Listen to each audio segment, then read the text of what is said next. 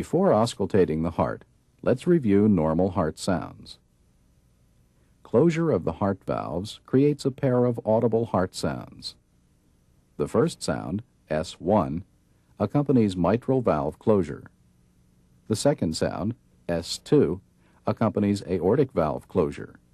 Pulmonic and tricuspid valve closure may contribute to these sounds. Ventricular systole occurs between S1 and S2. Ventricular diastole occurs between S2 and the next S1. Because diastole usually lasts longer than systole, you can identify the two sounds.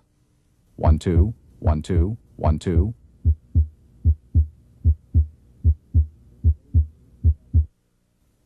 You can hear S1 and S2 in the aortic area, in the right second interspace close to the sternum, pulmonic area in the left second interspace close to the sternum, left third interspace, tricuspid area in the left fourth and fifth interspaces, and mitral area at the apical impulse.